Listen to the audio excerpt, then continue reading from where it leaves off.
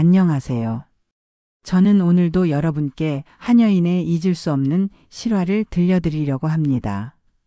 매일 아침 7시에 TV인생에서 새로운 실화로 찾아뵙겠습니다.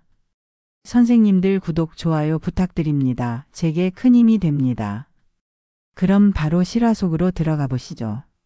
저는 김선옥입니다. 42이 되던 그해 겨울, 제 인생에 예상치 못한 남자가 나타났습니다.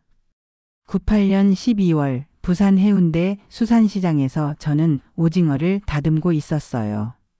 찬바람이 손끝을 스치며 시린 아픔을 줬지만 이 정도야 뭐 대수로울까요? 남편을 잃고 혼자 딸을 키운 지 이미 7년째였거든요. 그날 오후 시장 상인회장 김씨 아저씨 부인 장례식이 있었습니다. 저는 검은 옷을 꺼내 입고 장례식장으로 향했어요. 시장 사람들이 모두 모인 빈소 앞에서 절을 올리던 중이었죠. 그때 제 시선이 한 남자에게 멈춰 섰습니다. 60대 중반쯤 되어 보이는 그 남자는 다른 조문객들과는 확연히 달랐어요. 깔끔하게 차려입은 정장에 비싼 시계까지. 하지만 그것보다 더 놀라운 건 그가 저를 바라보는 시선이었습니다. 마치 저를 아는 것처럼, 아니, 저를 기다리고 있었다는 듯한 눈빛이었어요. 저는 당황스러워서 고개를 돌렸지만 그의 시선이 계속 느껴졌습니다. 가슴이 두근거렸어요. 이런 감정을 느낀 게 언제였는지 기억도 나지 않았거든요. 장례식이 끝나고 사람들이 흩어질 때도 그는 여전히 멀찍이 서서 저를 바라보고 있었어요. 집으로 돌아가는 길에 저는 계속 그 남자 생각이 났습니다. 왜 저를 그렇게 바라봤을까요? 혹시 저를 아는 사람일까요? 하지만 분명히 처음 보는 얼굴이었어요. 그날 밤 잠자리에 누워서도 그의 깊은 눈빛이 계속 떠올랐습니다. 며칠이 지나도 그 남자에 대한 궁금증은 사라지지 않았어요. 시장에서 오징어를 손질하면서도, 딸 수진이와 저녁을 먹으면서도 자꾸만 그 사람이 떠올랐습니다. 마치 제 마음 한구석에 뭔가 조용한 파동이 일어나고 있는 것 같았어요. 하지만 현실은 여전히 팍팍했습니다. 수진이 대학 등록금이 모자라서 밤잠을 이루지 못했어요. 시장 일만으로는 도저히 감당할 수 없었거든요. 그래서 결국 저는 용기를 내어 밤 시간 아르바이트를 구하기로 마음먹었습니다. 남포동 한 술집에서 서빙 일을 구했어요. 처음엔 부끄러웠지만 딸을 위해서라면 뭐든 할 수 있었습니다.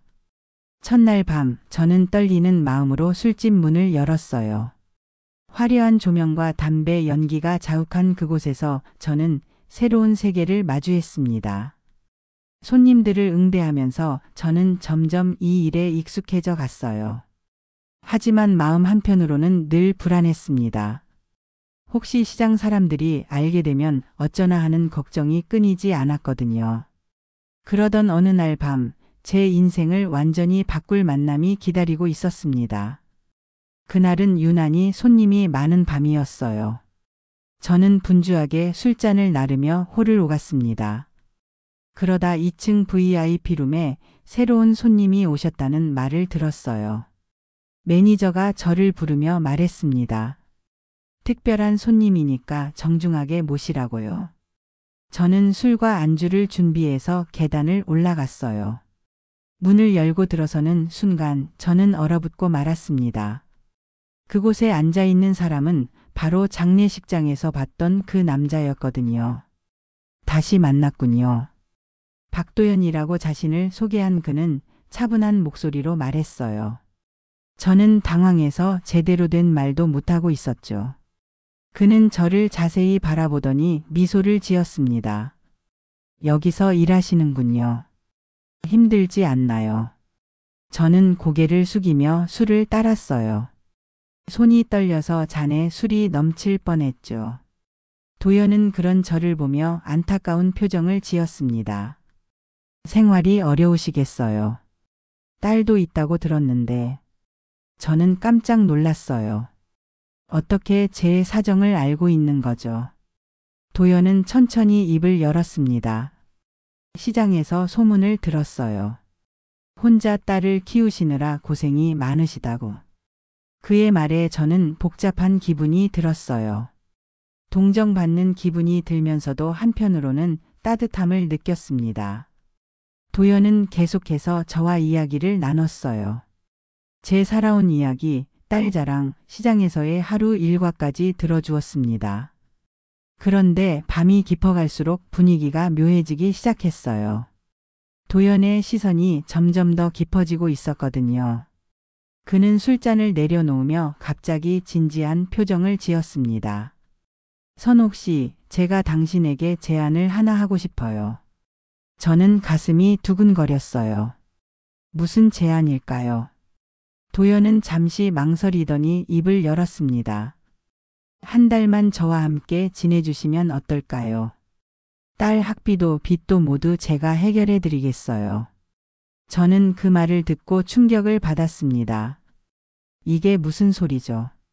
하지만 동시에 마음 한구석에서는 작은 유혹이 꿈틀거렸어요.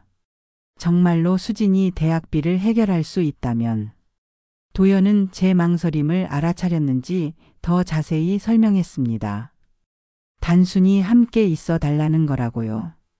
외로운 자신에게 따뜻한 밥 한 끼 해주고 이야기 상대가 되어 달라는 거라고요. 저는 혼란스러웠어요. 이런 제안을 받아본 적이 없었거든요. 하지만 현실적으로 생각해보니 다른 방법이 없었습니다. 아르바이트 2개를 해도 수진이 등록금을 마련하기엔 턱없이 부족했어요. 시간을 주시겠어요? 생각해 볼게요. 저는 떨리는 목소리로 말했습니다. 도연은 고개를 끄덕이며 명함을 건네줬어요. 천천히 생각하세요. 하지만 너무 오래 기다리게 하지는 마세요. 그의 말투에는 묘한 확신이 있었어요. 마치 제가 결국 그의 제안을 받아들일 거라는 듯한 자신감이었습니다. 저는 명함을 받아든 채로 그 자리를 빠져나왔어요. 집으로 돌아가는 길에 저는 계속 고민했습니다. 이게 정말 옳은 일일까요? 하지만 수진이 얼굴을 떠올리자 마음이 기울었어요. 아이를 위해서라면 뭐든 해야 하지 않을까요? 사흘 뒤 저는 도연에게 전화를 걸었습니다. 손이 떨려서 번호를 누르는 것도 힘들었어요. 전화기 너머로 그의 차분한 목소리가 들렸습니다. 결정하셨군요. 네. 하지만 조건이 있어요. 아무도 모르게 해주셔야 해요. 물론이죠. 그게 당연하죠. 그렇게 저와 도연의 위험한 만남이 시작되었습니다. 다음 날부터 저는 낮에는 시장에서 일하고 저녁에는 도연과 함께 시간을 보내기로 했어요. 첫 만남 약속 장소는 해운대 근처 조용한 카페였습니다. 도연은 약속 시간보다 일찍 와서 기다리고 있었어요. 저를 보자마자 일어나서 인사했습니다. 그의 정중한 태도에 저는 조금 안심했어요. 먼저 저녁부터 드실까요? 도연이 추천한 식당은 제가 가본 적 없는 고급 한정식 집이었어요. 저는 어색해하며 자리에 앉았습니다. 그런 저를 보며 도연이 말했어요. 편하게 하세요. 저는 그냥 따뜻한 사람과 밥을 먹고 싶었을 뿐이에요. 하지만 저는 여전히 긴장했어요. 이 모든 상황이 꿈 같았거든요. 며칠 전까지만 해도 생각지도 못했던 일이 벌어지고 있었으니까요. 도연은 제 마음을 알아차렸는지 천천히 자신의 이야기를 들려줬습니다. 저도 외로워요. 혼자 사는 게 이렇게 쓸쓸한 줄 몰랐어요. 그의 말에는 진실이 담겨 있었어요. 부유해 보이는 외모와 달리 그의 눈빛에는 깊은 외로움이 서려 있었거든요. 저는 점점 그에게 동정심을 느끼기 시작했습니다. 식사 후 도연은 저를 해운대 바닷가로 데려갔어요. 겨울 바다는 쓸쓸했지만 그 나름대로 아름다웠습니다. 우리는 벤치에 앉아서 파도 소리를 들으며 이야기했어요. 선옥 씨는 어떤 사람인가요? 갑작스러운 질문에 저는 당황했어요. 제가 어떤 사람이냐고요. 그냥 평범한 여자일 뿐인데요. 평범하지 않아요. 당신에겐 특별한 따뜻함이 있어요. 도연의 말에 제 얼굴이 뜨거워졌어요. 이런 말을 들어본 지가 언제였을까요? 남편이 살아있을 때도 이런 달콤한 말은 잘 해주지 않았는데요. 시간이 흐르면서 저는 도연과의 시간이 편해지기 시작했어요. 그는 제 이야기를 진심으로 들어주었고 절대 함부로 대하지 않았습니다. 하지만 동시에 묘한 긴장감도 있었어요. 우리 사이에 흐르는 이상한 전류 같은 게 있었거든요. 첫 주가 지나갈 무렵 도연은 더 솔직해지기 시작했어요. 어느 날 저녁 그가 갑자기 제 손을 잡았습니다. 저는 깜짝 놀라서 손을 빼려고 했지만 그의 따뜻한 손길에 마음이 흔들렸어요. 선옥 씨, 저는 당신이 좋아요. 그의 고백에 저는 말문이 막혔어요. 이런 상황을 예상했던 건 아니었거든요. 하지만 정말 이상한 건 제 마음도 조금씩 그에게 기울고 있었다는 거예요. 그날 밤 저는 수진이가 잠든 뒤에 혼자 앉아서 생각에 잠겼습니다. 도연과의 관계가 단순한 거래를 넘어서고 있다는 걸 느꼈어요. 이게 옳은 일일까요? 하지만 제 마음은 이미 그에게 향하고 있었습니다. 다음 날 도연은 저에게 더 구체적인 제안을 했어요. 아파트 하나를 구해줄 테니까 그곳에서 함께 지내자고요. 저는 처음엔 거절했습니다. 하지만 그가 내민 통장을 보고는 말을 잃었어요. 수진이 대학 4년 학비가 모두 들어 있었거든요. 도연과 함께 지낸 지 2주가 지났을 때였어요. 저는 해운대 신축 아파트에서 그와 함께 살기 시작했습니다. 낮에는 여전히 시장에 나가 일했지만 저녁이면 도연을 위해 따뜻한 밥을 지어줬어요. 도연은 정말 다정한 사람이었어요. 제가 피곤해하면 어깨를 주물러주고 시장에서 힘든 일이 있으면 조용히 들어주었습니다. 함께 있으면 마음이 편안해졌어요. 마치 진짜 부부가 된 것 같은 착각이 들 정도였죠. 하지만 행복도 잠시였어요. 어느 날 시장에서 이상한 소문이 돌기 시작했거든요. 선옥이가 요즘 갑자기 여유가 생겼다더라. 새 옷도 사입고 화장품도 바꿨다더라. 처음엔 그냥 스쳐 지나가는 소리인 줄 알았어요. 하지만 점점 더 구체적인 이야기들이 나오기 시작했습니다. 혹시 남자 생겼나? 아니면 돈 많은 후원자라도 생긴 건가? 저는 가슴이 철렁했어요. 아무리 조심했지만 뭔가 들킨 것 같았거든요. 시장 아주머니들의 시선이 예전과 달라진 걸 느꼈습니다. 수근거리는 소리도 자주 들렸어요. 더 큰 문제는 수진이었어요. 어느 날 집에 돌아온 딸의 표정이 이상했습니다. 평소보다 말수가 적고 제 눈을 제대로 쳐다보지도 않았어요. 엄마, 학교에서 이상한 소문 들었어요. 수진이가 조심스럽게 입을 열었습니다. 저는 가슴이 쿵 내려앉았어요. 엄마가 어떤 아저씨랑 만난다는 소리 들었어요. 정말이에요. 딸의 맑은 눈에 상처받은 기색이 역력했어요. 저는 아무 말도 할 수 없었습니다. 뭐라고 설명해야 할지 모르겠더라고요. 그날 밤 저는 도연에게 전화를 걸었어요. 떨리는 목소리로 상황을 설명했습니다. 사람들이 알기 시작했어요. 수진이까지 상처받고 있어요. 도연은 잠시 침묵하더니 대답했어요. 제가 더 조심하겠어요. 하지만 포기하고 싶지 않아요. 그의 간절한 목소리에 저는 마음이 흔들렸어요. 하지만 딸을 생각하면 이럴 수가 없었습니다. 저는 관계를 정리하자고 말했어요. 그런데 도연이 갑자기 충격적인 말을 했습니다. 선옥 씨, 사실 저는 당신 남편을 알고 있었어요. 저는 순간 숨이 멎는 것 같았어요. 무슨 소리인지 이해할 수 없었거든요. 김태수 씨, 당신 남편 말이에요. 우리는 친구였어요. 제 머릿속이 하얘졌어요. 도연이 제 남편을 알고 있었다고요. 그런데 왜 이제야 말하는 거죠? 하지만 저는 그를 배신했어요. 그때 사업 문제로 도움을 요청했는데 저는 외면했어요. 그 뒤 얼마 안 가서 태수 씨가 세상을 떠났죠. 도연의 목소리에 깊은 후회가 담겨 있었어요.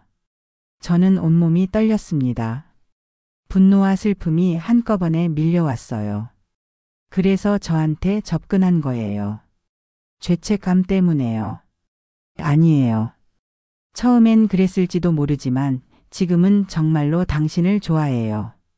저는 복잡한 감정에 휩싸였어요. 화가 나면서도 한편으로는 그의 고백이 진실처럼 느껴졌거든요.